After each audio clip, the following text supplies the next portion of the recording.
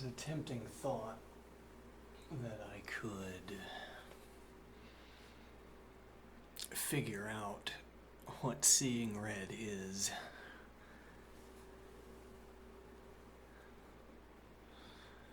What do I mean? Seeing red, which is the term I've been using recently, it means something like having a sense of what needs to be done.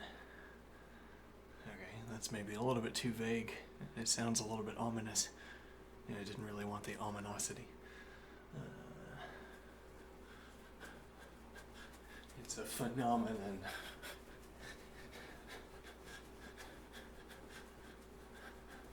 Encountered in a video game.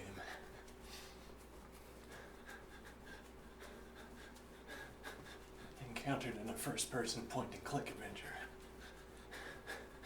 I see red. What a thrill.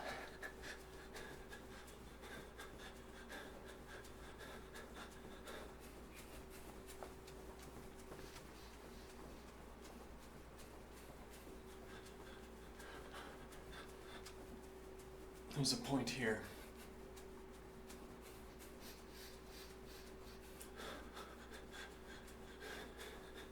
When you keep a notebook,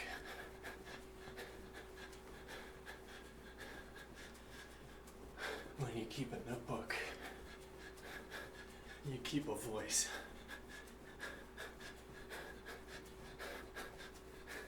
You keep a voice in your head.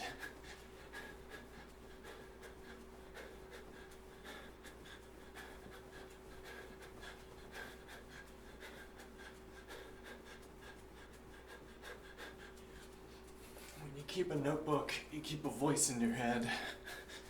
And what is that voice? I want to say that voice in your head, at least what it says, is a kind of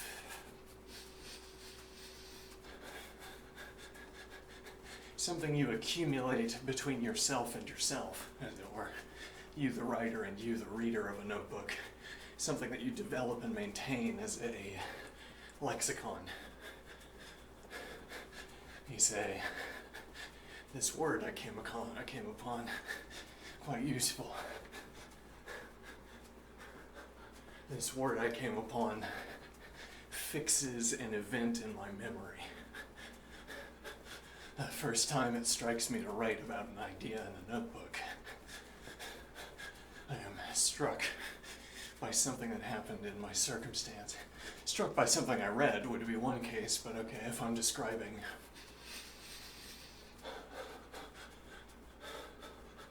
well, yeah, okay, I could be reading a philosophy paper, for instance. And I find it useful. A word strikes me as well fitted.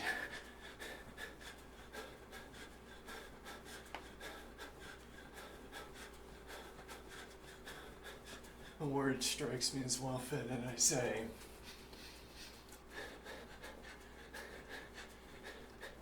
but it's not a word first.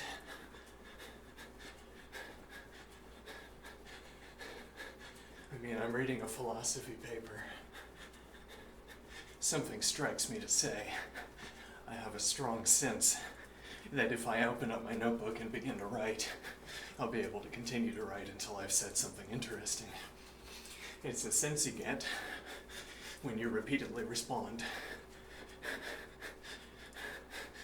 to the idea, when you repeatedly respond to the feeling. When you keep a notebook, if you keep a notebook through this practice where you attend your attention and you note when your attention lights up,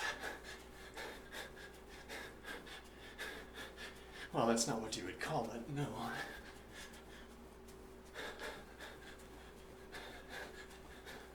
Your attention lights up, and this motivates you or doesn't to pull out a notebook.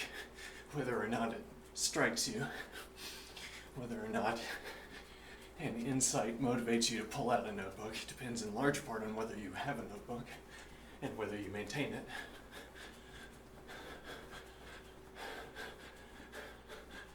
a strong sense that I get the feeling that I have gotten on preceding occasions that if I apply myself to the notebook, then I will have a useful idea at the end, or I will at any rate have a fulfilling session of filling in the notebook.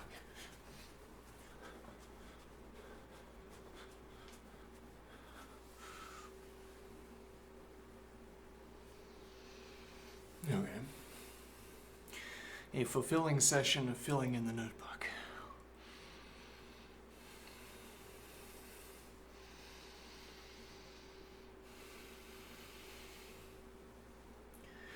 I get a sense of let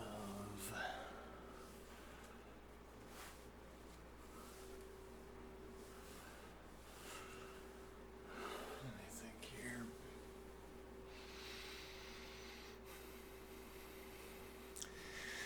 Here's a description of myself maintaining a notebook. I get wrapped up in some mode of description. It strikes me that this mode of description I have captures everything I find interesting to think about. What does it mean when I say a mode of thinking I've adopted in my notebook is applicable to anything? It means that if I start in with the kind of examination I perform with this mode of analysis, if I start in writing using this mode of analysis, I will complete a notebook entry. And use that mode of using that mode of analysis. Yeah. And so the sense that I get, let me think here. Well, then in my daily life or when I'm reading, okay, a term appears in my head. Well, something appears in my head. It's not hidden from view, but it is impossible and difficult maybe to describe. I am looking at the world around me, or I'm reading text, and I am struck. A word I'm repeatedly using, perhaps we want to refine it. I'm struck. Okay. And now if I have been actively engaged in a mode of analysis, I have primed myself to be struck according to that mode of analysis, by an object of that mode of analysis. I get a flicker in my head, and it's a flicker shaped like a session of that mode of analysis, as it were. Well, it's a flicker, you'd want to say, because you'd want to point at the product and then take a step back to point at what produced it. You'd want to, because it's so much easier to describe the effects of a machine by referencing a machine, but also because the only way you have to describe a machine is from its effects. You'd want to be able to take the output of a writing procedure and apply a template to it, as it were, where you categorize the notebook entry as the output of a machine.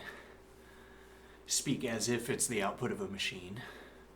Well, what do I mean when I say speak as if the notebook entry was the output of a machine?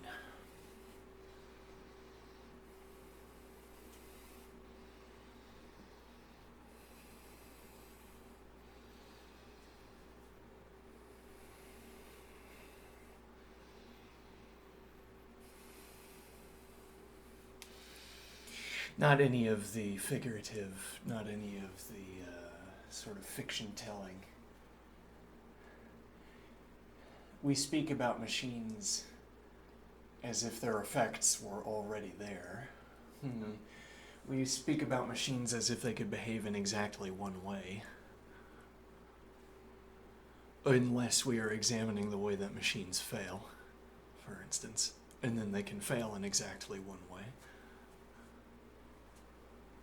Or we leave open the possibility, pragmatically, with a sense of pragmatism, we leave open the possibility that machines could fail in any number of ways, but we isolate our analysis to the regular cases of failure, because the regular cases are regular for a reason. The regular cases of failure are those most likely to arise in the operation of a machine. And so, in practice, a machine can fail in exactly the enumerated ways. And then, occasionally, the machine fails in an alternative way. And then, well, we have something else to talk about, I suppose.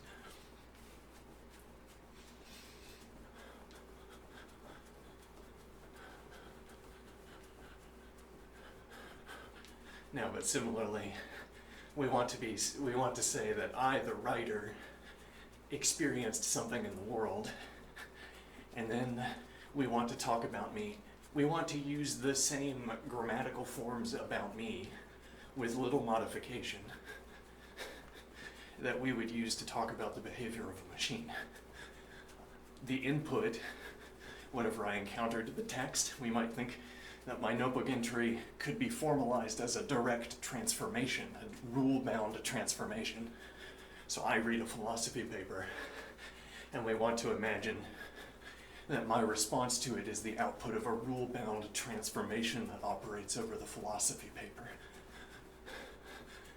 And you could do such because you can map instances of words, if nothing else. And then your model goes about wrapping those words with their surrounding text in such a way that your model correctly picks out the philosophy paper content and correctly picks out your content. And now you're talking about the author of a paper or the response to a paper as if it were the output of a machine that responds to papers.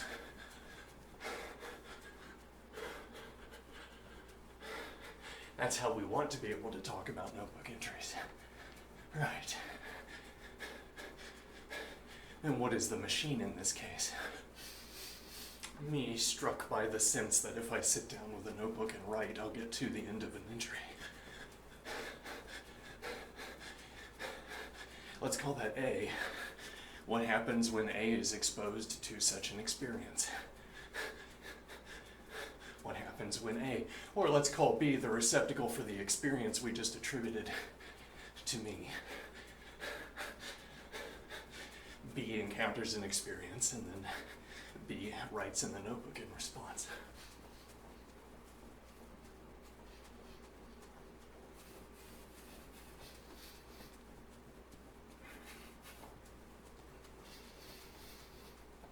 Rule-bound. Well, if we couldn't speak about rule-bound objects, what could we speak about? And that's only asking, what are the other ways that people talk? They're numerous. Yeah.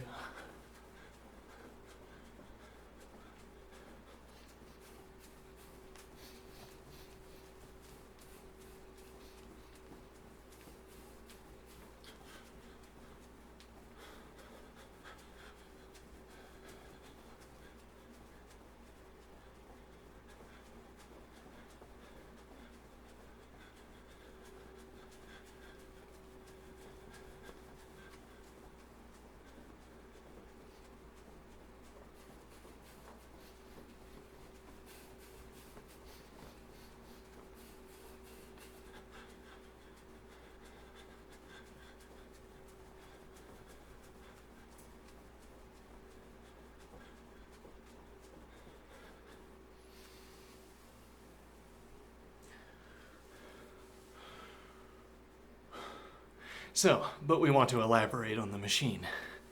How does the machine work? And that's where we start to talk about a mapping between the text I read or the event I saw and the text I write down in my notebook. We come up with some rule that takes these inputs and makes something close enough to the text that's in the notebook. And we say, well, that must be the correct rule set then. If our rule set was able to take an input and generate the notebook entry, that must be the rule set that governs the notebook, or governs me while writing in the notebook. And now we have a fully sort of object-based accounting for the event of me writing in a notebook. We have the object of the output, the object of the input. We have the machinery that operates over the both.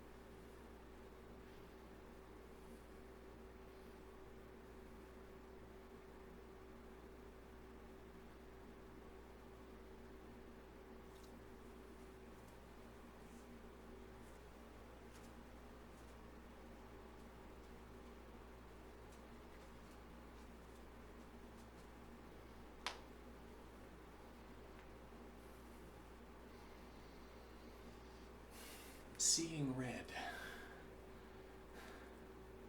Having a sense of what to do. Right, well, it's like I'm trying to analogize this by the sense that precedes a suitable notebook filling session.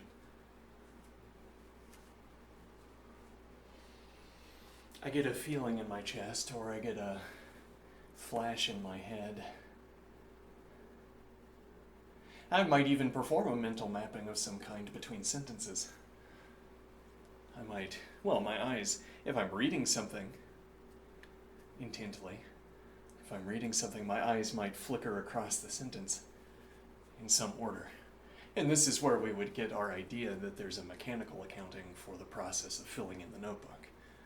I mean, that the precision with which my eyes jump from one block of text to another, and then also the ease with which we can account for the ordering that my eyes followed, the positions, the points that my eyes traced.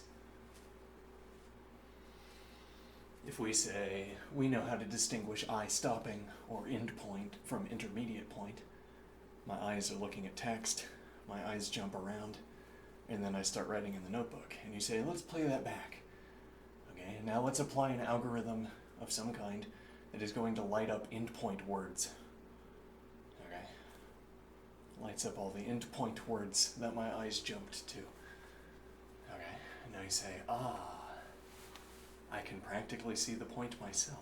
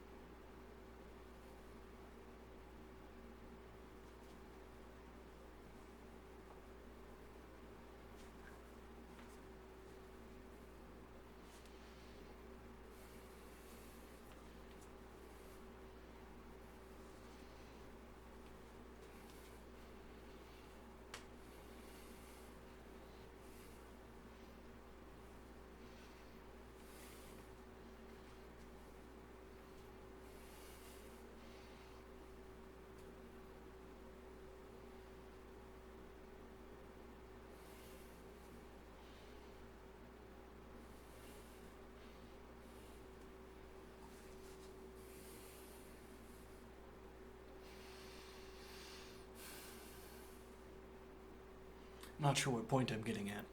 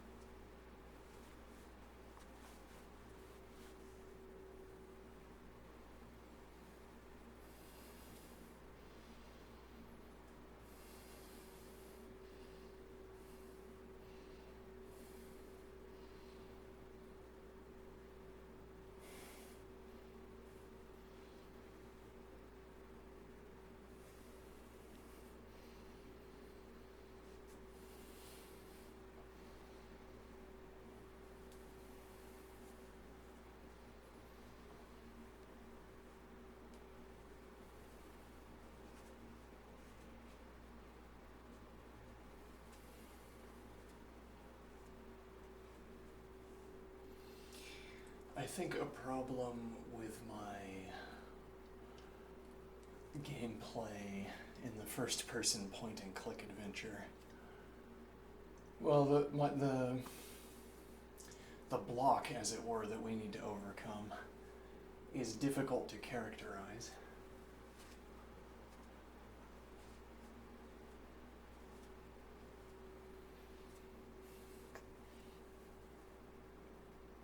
Difficult to characterize.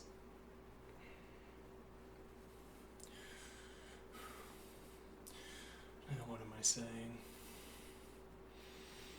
I can describe, right, so we could say, when I'm not seeing red, when I am playing that video game and I am not seeing red, I revert to the use of some basic heuristics. Alright. Now I'd say elemental heuristics, as it were. Elemental heuristics get reified to plans, as it were. I mean, I say maybe I see cover, forward cover, alright, and I get behind the cover. Alright, I'm in the midst of a plan to get behind cover and then be behind cover. And this answers all of the questions I have. Well, I don't ask any more questions at any rate. Now this basic heuristic of seeking cover behind, while seeking cover, becomes the plan. And I don't make any progress, I don't go anywhere. The fight moves on without me, or the fight surrounds me because I also don't have a heuristic for retreating, and then I get eliminated.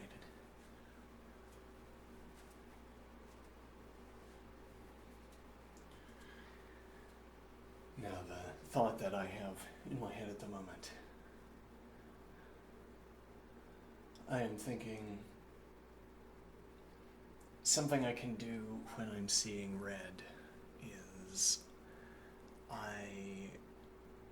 something that happens, an event type, as it were, an event kind that happens when I'm not seeing red, is that I get hit by some stray projectile and I retreat.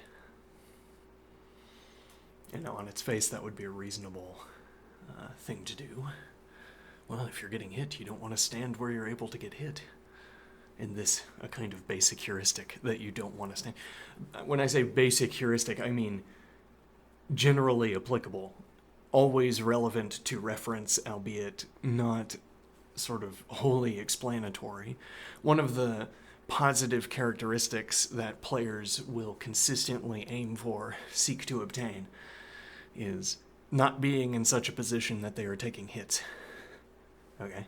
So this basic evaluation becomes, well, for the expert players, it becomes a kind of, for the expert players, I guess I'd say, the not standing heuristic, not standing in such a position that you're taking hits heuristic, is a side effect. It's no longer a primary effect. When you hardly understand how the game is unfolding in front of you, it becomes a primary effect because you can't succeed at it, for one point. It's like it's like you could have a heat map for projectile activity or damaging activity in the first-person point-and-click adventure. And there's some hottest spot, but unless you're 2 corners away and running away, you're going to get hit by something. Okay, and now what you'd want, as in while you're seeing red, what you're able to do is associate the source of damage with its, associate the damage taken with its probable source, and reach a conclusion about whether that source of damage is likely to hit you again.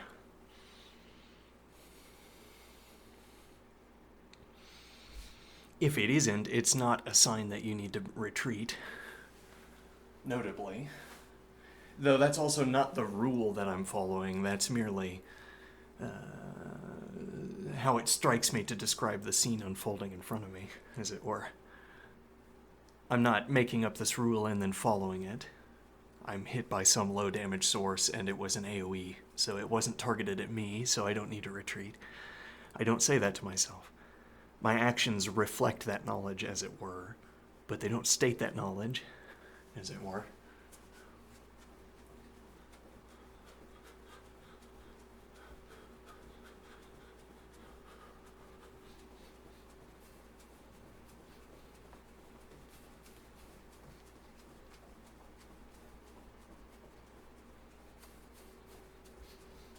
It's like you'd want to say the experts have undergone more abstraction layers, away from the basic rules.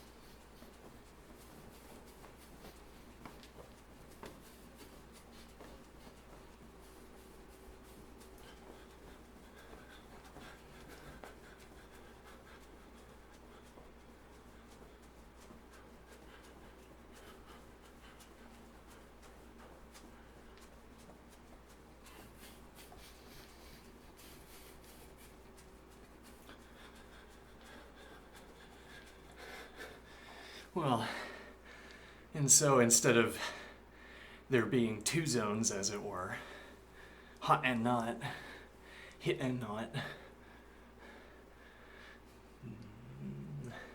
the scenery becomes more divided up into categories. Protection from what? Exposure to what?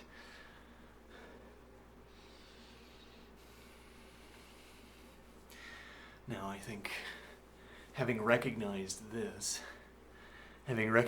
pattern, that when I'm seeing blue, when I'm seeing not red, that my decision making becomes about this category of hit or not.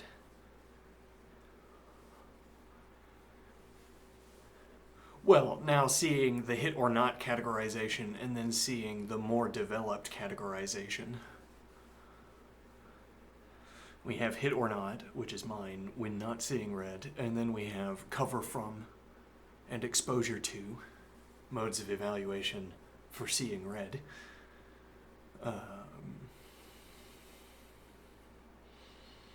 And then a kind of sense of their relative danger.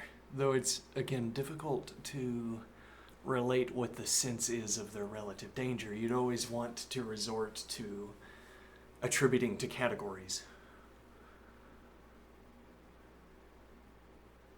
You would want...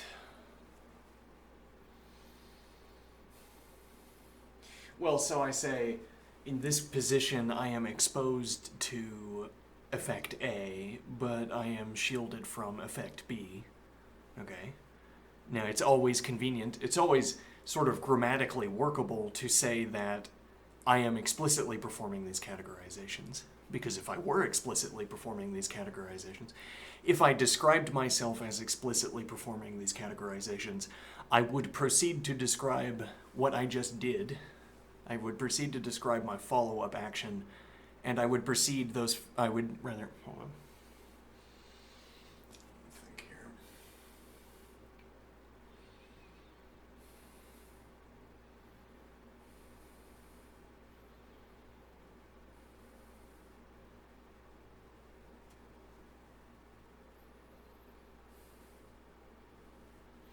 We're saying,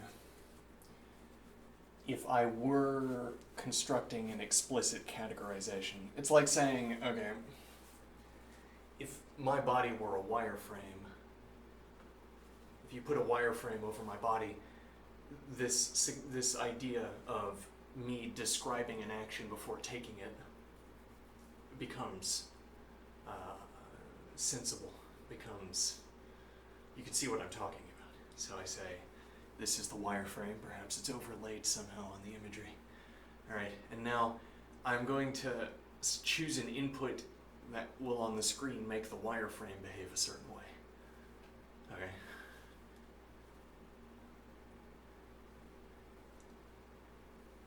Okay, I've chosen an input to the wireframe. All right, and now I am going to do the same action. Okay. Now that seems perfectly reasonable, even if my action was not a perfect reflection of what the wireframe showed. You'd say, well, close enough, clearly indicating an intent. And what was more precise anyway was the description into the wireframe.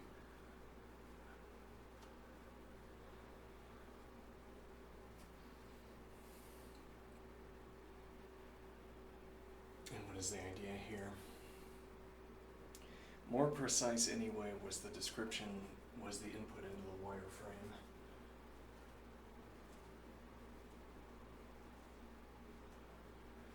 So anytime we perform an action, the point being, it's conceivable to us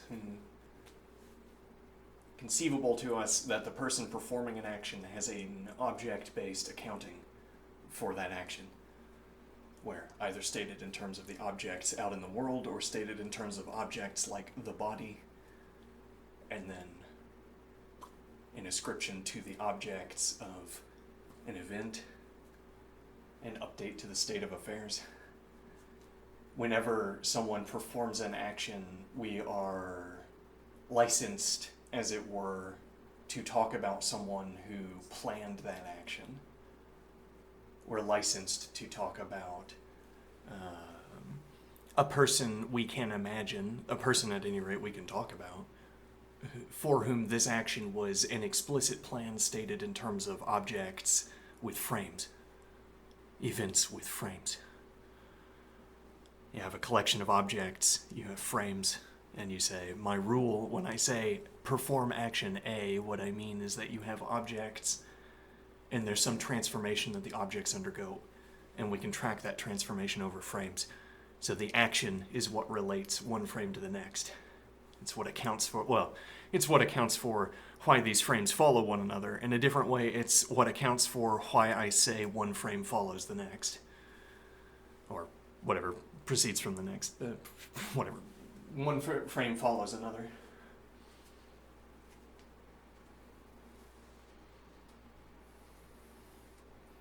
So I am saying that description makes sense. We see someone perform an action, and now a description that makes sense to us is a description of someone for whom that action was explicitly planned.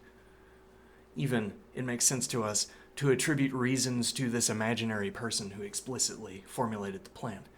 We can turn the person into as complicated of an object as it pleases us to do. As complicated of an object as pleases us. Okay. With as careful of an explicit plan for the action, attributing to intent whatever characterizations we make of the action, as opposed to attributing to mere coincidence, as it were. Like, I take a step, and now you say, there's some characteristic maneuver in the hip that I did intentionally as part of my explicit statement of the action. It's like some kind of signal in my hip. Okay, you say there's a signal that people give each other with their hips, apparently. All right, you're saying you did it in the video, intentionally. All right, that's sensible to talk about. Or at any rate, we don't start making the confusion sounds when people start talking about explicit planners.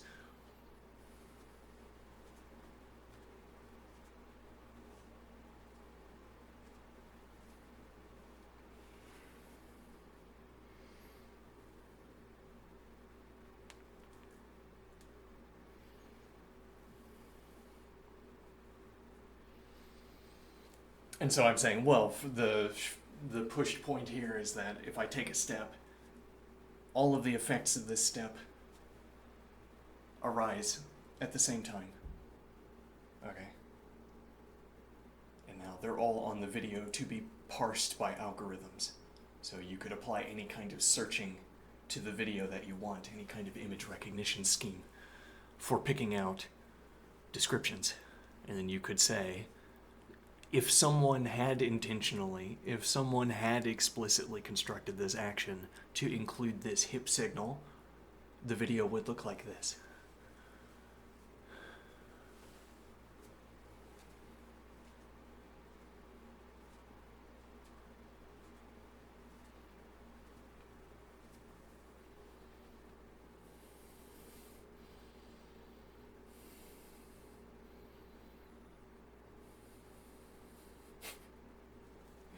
Have you ever entertained at length the possibility that the way you think about the world is fundamentally flawed and that you are not in a position to understand its flaw?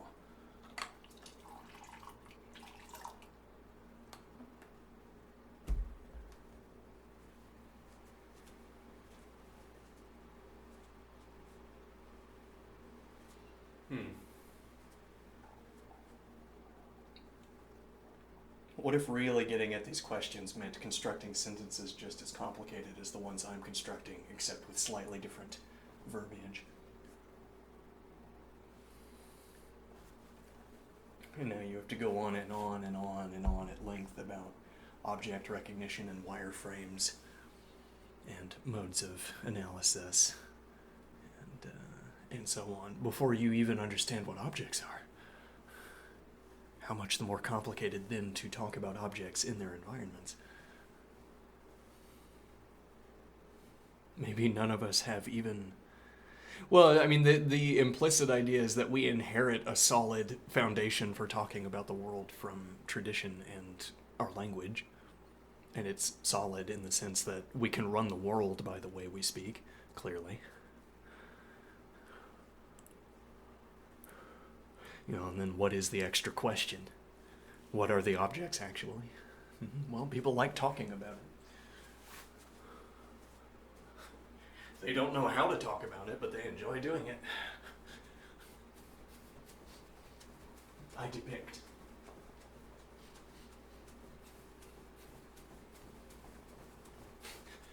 For millennia, people have amused themselves by talking about what objects are.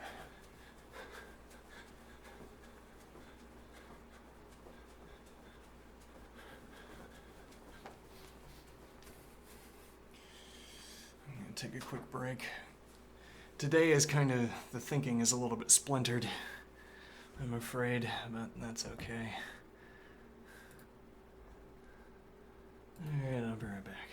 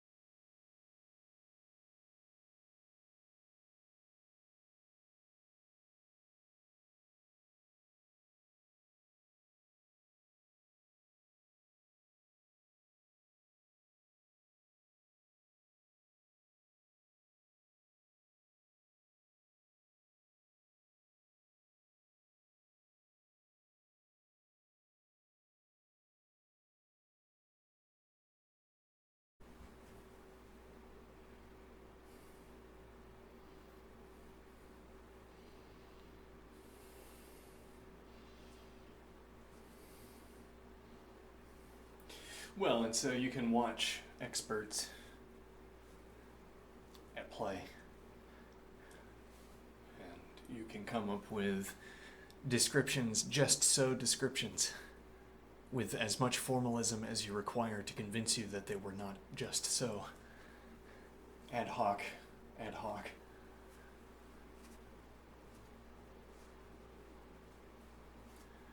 So, I mean, you can have your particular description of the expert mode of play, and then you construct a mode of analysis within which this is one of the outputs. Whatever the expert does is a syntactically correct sequence in this mode of description. And now this mode of description is capable of generating all of the other syntactically correct inputs as well, so you could use the mode of description to account for other experts, you suppose. And now the point would be, that's what we're tempted to do when we watch expert play. I see the effects. I see I see the same thing the expert does. I see the same frames. I have the same objects for reference. And now I want to say, well, the expert is modeling objects and their interrelations, so it must be possible to land on the correct collection of objects and their interrelations if the expert is doing so. All right.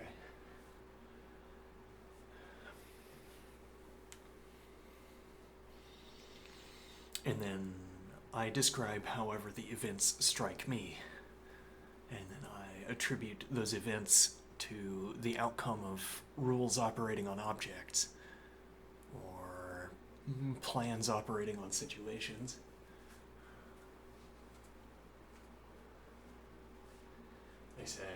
I start to pick apart the objects that I assume the expert references, and then I describe rules for why the expert links up objects in that way.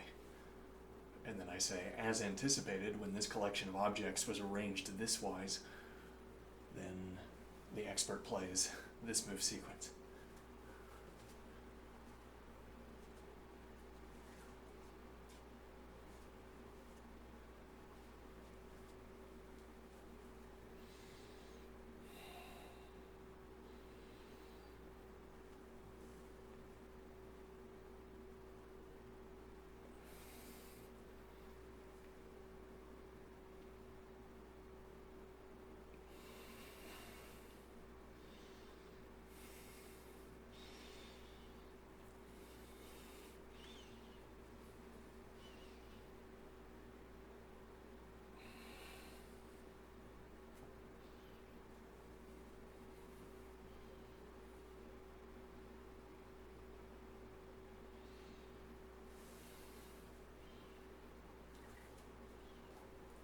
It doesn't bother me, I suppose, that I could come up with... Well, it doesn't strike me that there could be other things that we could call objects. Often, we forget. And we think, well, how could there be other options? How could there be other candidates for what we call objects if it's not what objects I've picked out of the scene? What else could constitute an object? Well, in this context, the question of what constitutes an object is a function of a position in our mode of description. We have objects and their interrelations. If I had a different mode of description, I think here. I could still be talking about objects, but somehow picking them out differently. Or I might not be talking about objects in your sense, but only objects in my sense. An object, for instance, might be more like an event. And now instead of, well, this is maybe the object in question in our first-person point-and-click adventure.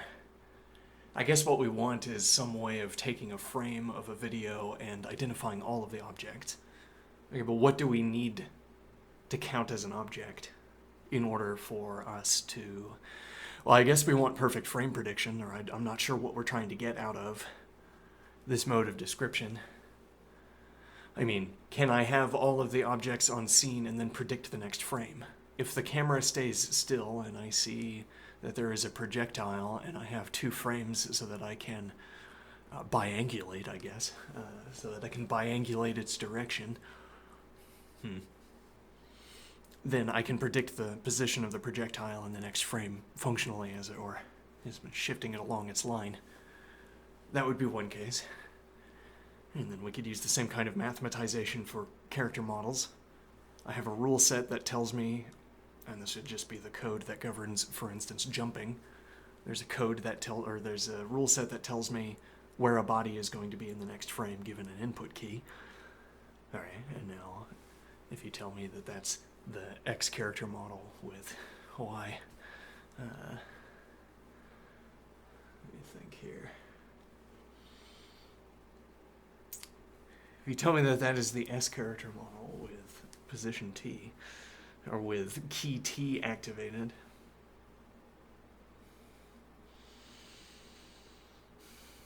then I can predict where that character model is going to be in the next frame. And the point is that predicting one frame from the next becomes a task of looking at all of the objects and knowing whether they move or not, and given that they do move, knowing how they move given their current state.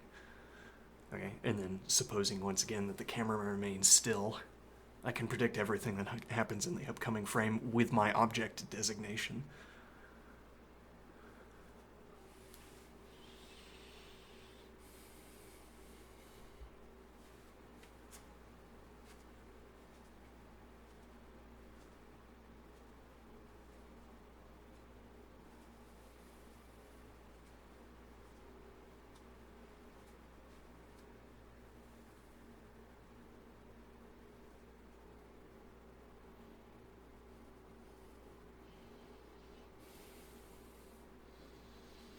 Okay, now you might want to say,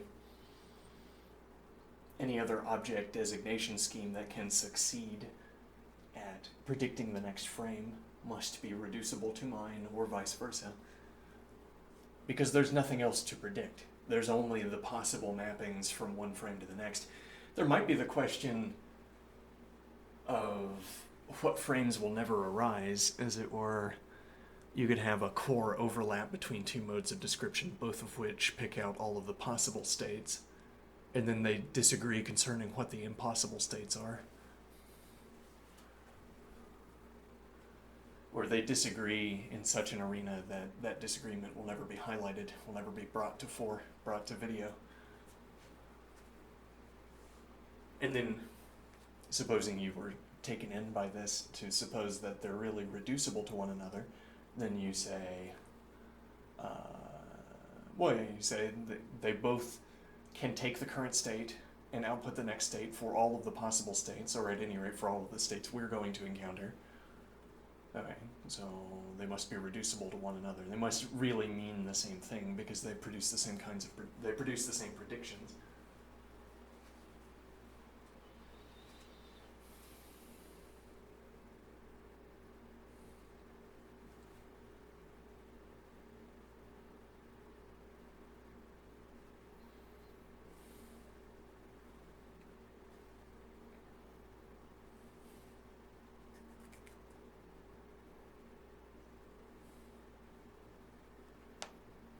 Now, but we've fixed the camera position.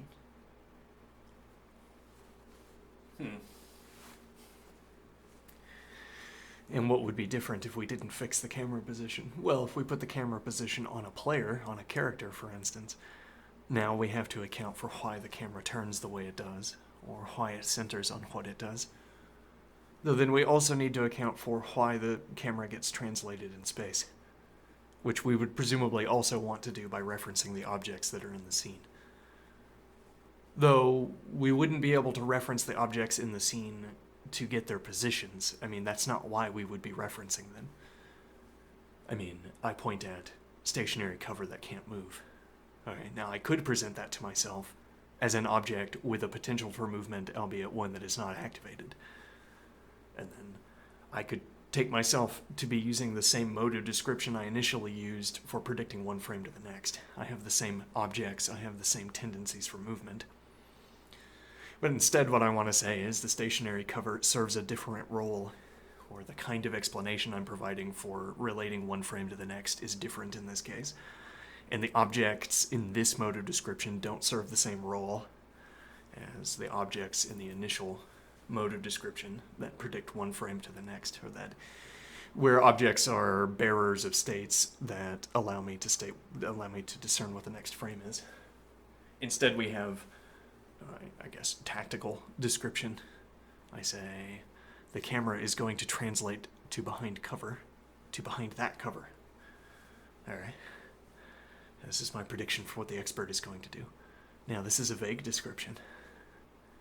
It's not effectively vague in a way, because anywhere the expert chooses to stand behind cover is going to be covered, notwithstanding certain edge cases. Okay, so this is a vague description, but the outcome is perfectly precise. The expert will choose one out of the possible positions. And what is the point here?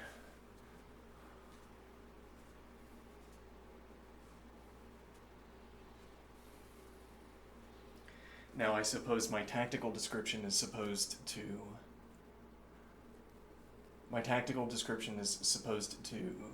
tell me a convincing narrative behind what I see on the screen, I am thinking.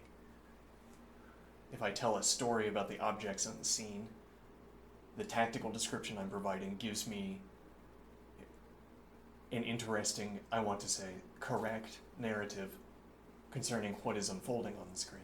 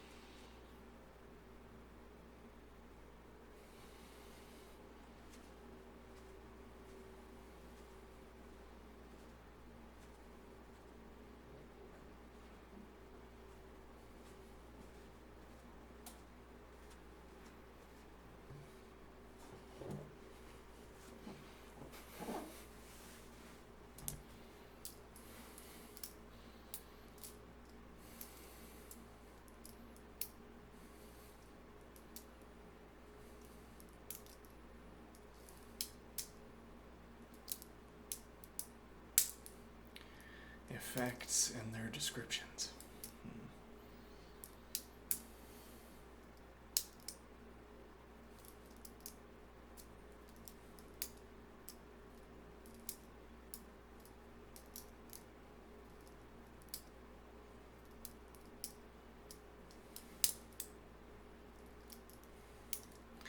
Well, so one point here, I'm not sure how related this point is to what we've just been talking about, but what we've recently been talking about. But let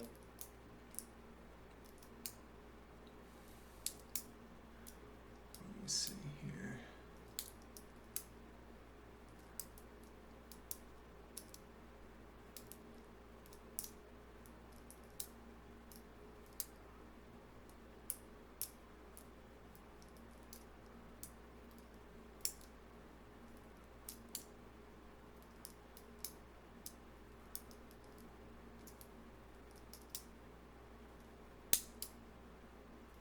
Right, so I get hit by a stray projectile and I retreat, even though I'm not in the hot zone. And for that matter, even though my character can withstand much more damage.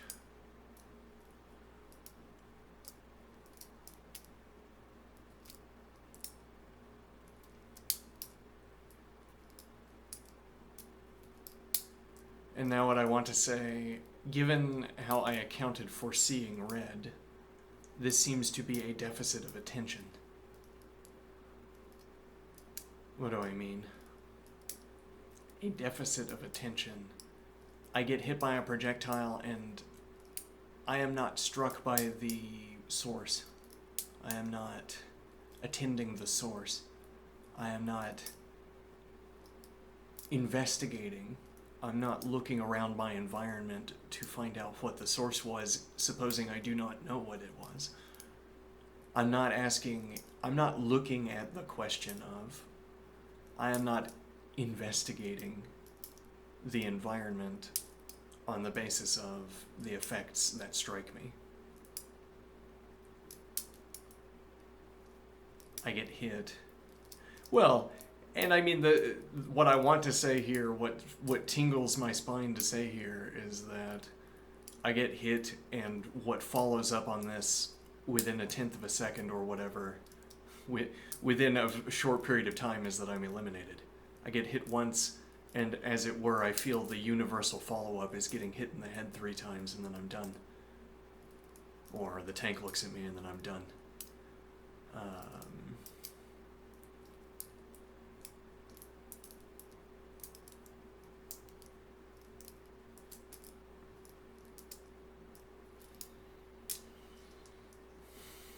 So to give myself the excuse that there is no good decision to be made.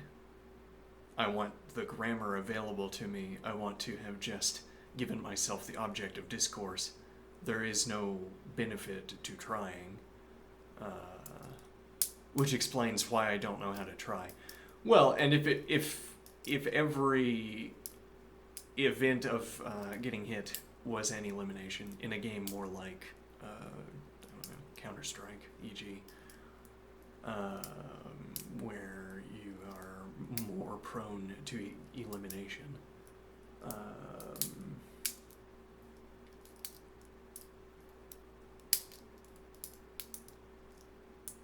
It's like observing that there isn't a good way to respond to getting op shot in the head. If you're getting op shot in the head, there's not a good way to respond to that event. There's something you could have done before the event to avoid that. Right.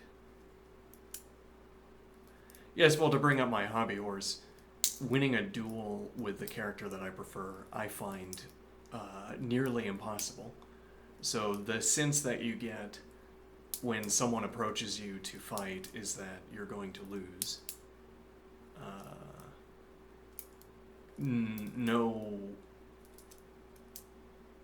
No effort to vary up my response, no effort to play better yields success.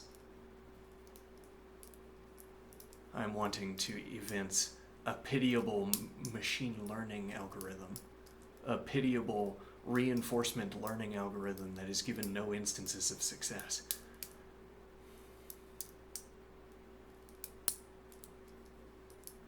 Unuseful training, cruel operators.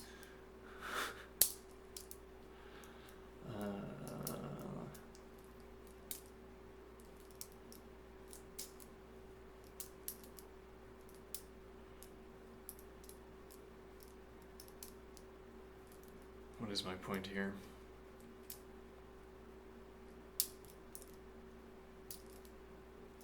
Whatever the cause, or whatever I would want to reference locally to explain this phenomenon, I don't do any investigation after I am struck, after I am hit, to determine what the source was or whether that source makes me unsafe or not. And so...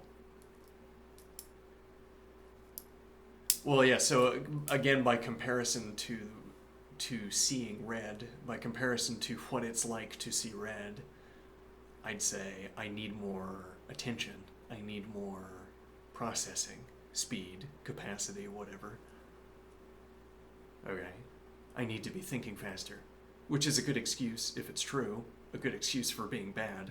I can't grant myself more computational capacity than I have.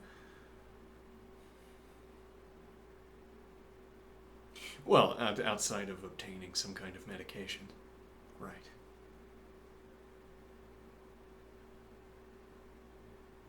And the idea is to interpret the absence of association between effects and their sources, to attribute the lack to, let me think here.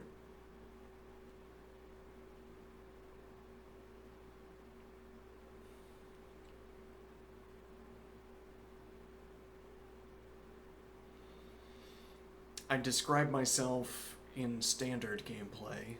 I get hit, and then I don't process the source of an event quickly enough. Now, as it turns out, that's because if I sat there for a long time, I still would not, like for a minute, I still would not process the source of the event. It turns out it's not that it's happening too slow, it's that it never happens. I don't attribute effects to their sources. I don't take effects as cues for advancing or retreating. Or really, the effects have to get quite loud before they catch my attention, as it were. Where loudness really means catching of attention, I guess. Attracting to attention.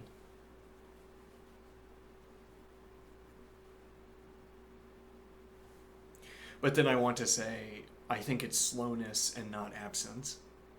And what would ameliorate slowness is being faster, having more computation, so that I could succeed at attributing effects to their sources more rapidly. And this imagines an instantaneous attribution of effects to sources. And then I guess also an instantaneous evaluation of what that means, what it means to be seeing or encountering the effects I encounter.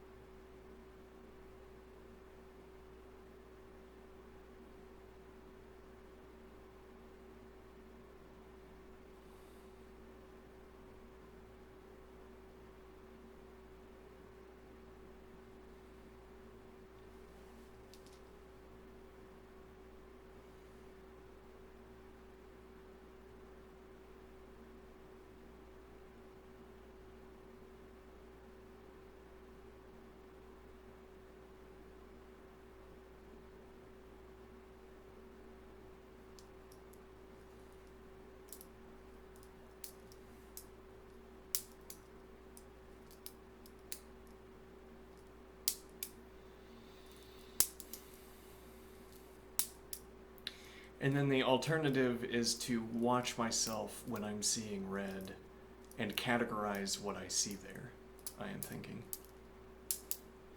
But once again, that, if I categorize, like when I'm playing correctly, I say, what categories would I attribute to someone who made an explicit plan? So I watch myself play well, and then I replace myself with someone who was making explicit plans. And then I say, now that I know the explicit plan formation, now that I know the function for explicit plans, I just have to do that. I just have to formulate the explicit plans that person that I just described would make in my circumstance. As in, moving forward, I have a new categorization scheme that I derived by attributing it to someone who is explicitly planning. Okay. Attributing it to myself in my own memory, I say, it is as though I was explicitly planning this sequence of actions. Okay? My description of that sequence of actions is constructed within a constructive scheme for descriptions, where the scheme allows me to have chosen alternative descriptions if those had instead been applicable. And it's The point here is that my description scheme allows me to make distinctions between what I could have done and what I did, and now I want to take that same could have done and did dichotomy back to my circumstance. And now when I say could have done, I am required to specify objects in my scene in the same way that I told myself. Otherwise, I have no way of saying could have done. I can't construct a description in my mode of description unless I construct a description in my mode of description, as it were.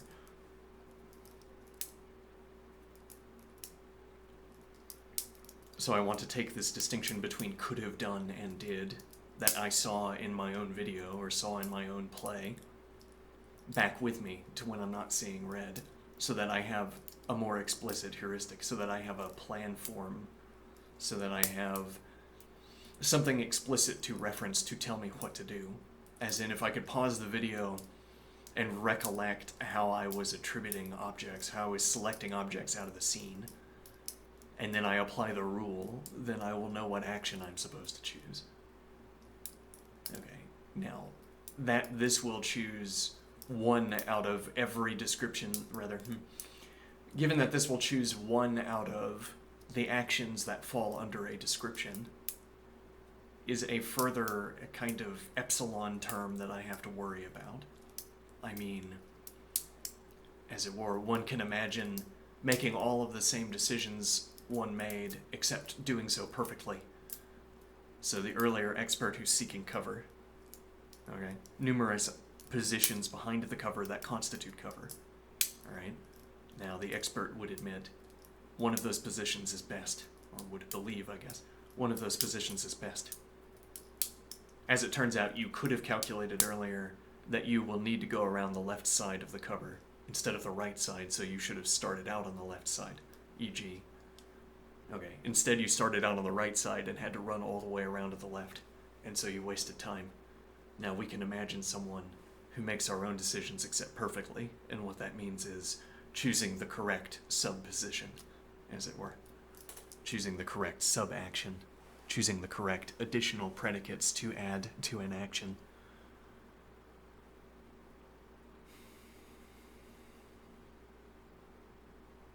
Okay, and then one point here is that the expert that consistently chooses correctly is going to end up in a different position under different circumstances. And then they'll have, the two videos will diverge, as it were. They won't be describable in terms of one the other.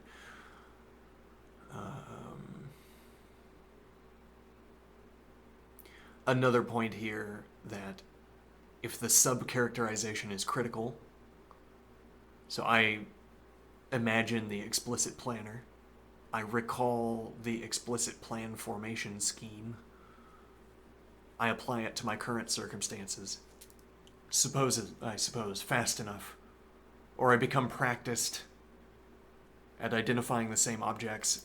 I identify them in this scene, and I identify them fast enough, and I react fast enough, and then I get eliminated anyway, because there's some sub-characteristic I didn't take into account, where the perfect form of me would have chosen the correct sub-characterization. Instead of the sub-characterization I coincidentally selected.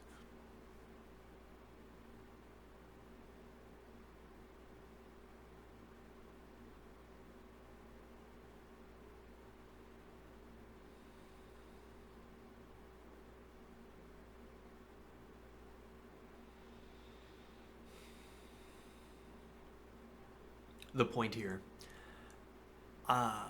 The point is to take a step back with the object we've just constructed, I think, and say that that is at any rate not what is happening when I am seeing red.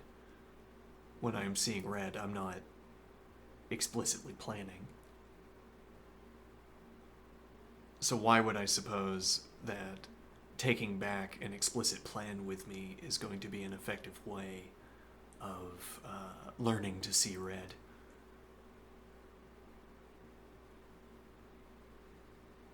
But what is it to see red if it's not a rule set that I could follow?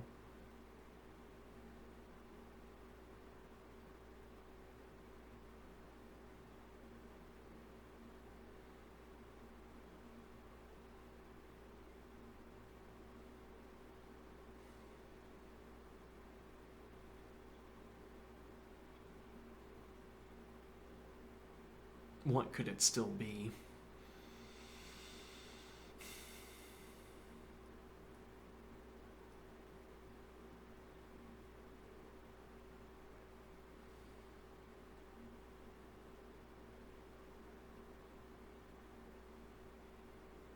And why can't I aim?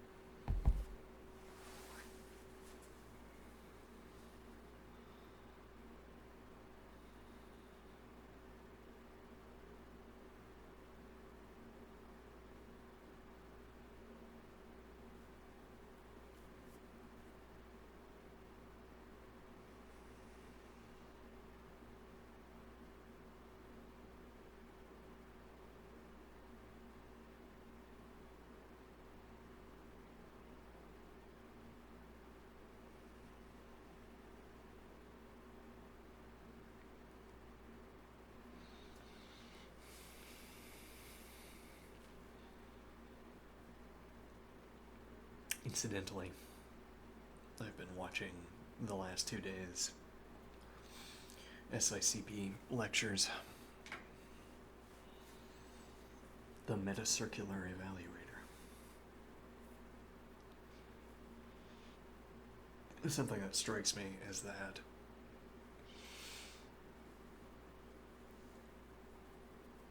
a lot of the in-person education experience, a lot of the time of the in-person education experience is fluff.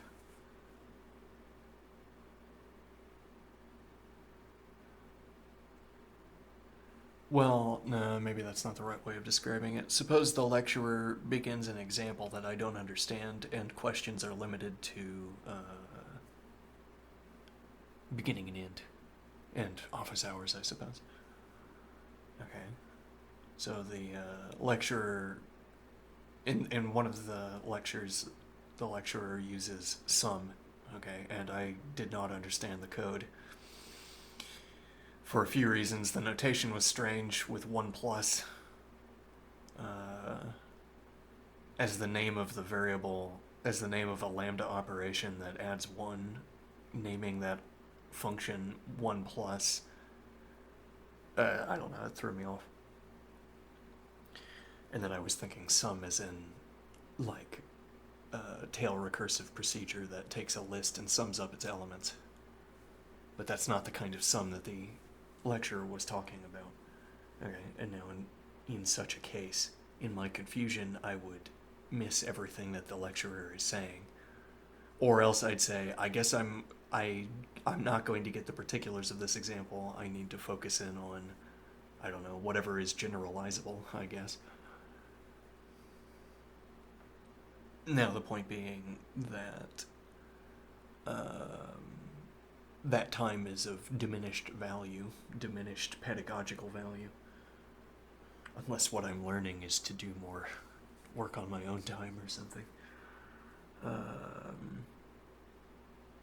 Diminished pedagogical value. Right, well, I mean, I can stop the video and code something up or talk to the interlocutor. Think out loud. Skip the example, I could fast forward. All of which are better uses of time than being confused.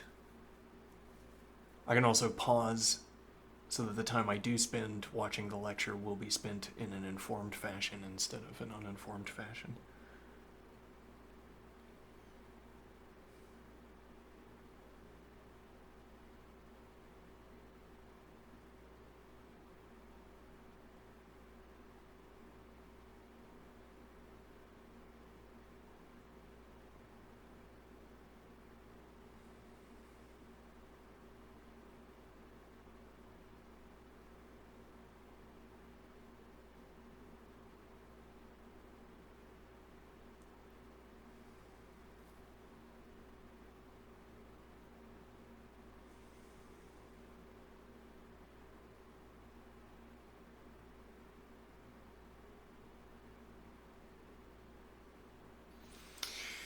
With the point being that, well, I guess broadly speaking, I'm comparing sitting and watching sitting and watching. I'm comparing watching a lecture to working through the book, talking out loud, interacting with the interlocutor, and I think the time is better spent in my own studying fashion. With the takeaway being maybe that my education that I'm giving myself is denser than. Well, it's denser than I would get out of watching video lectures with no interaction with a professor, for instance.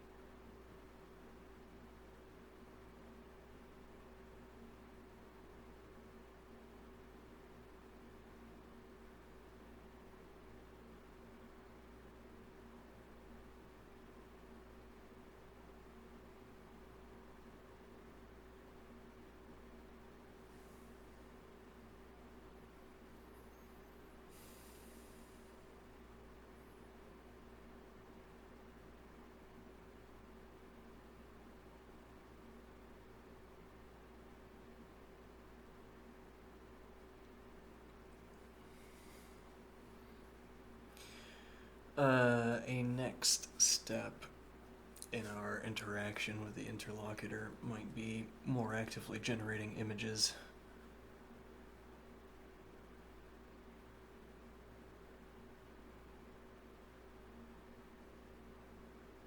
And we could ask for sort of quasi-circuit diagrams for code, for instance.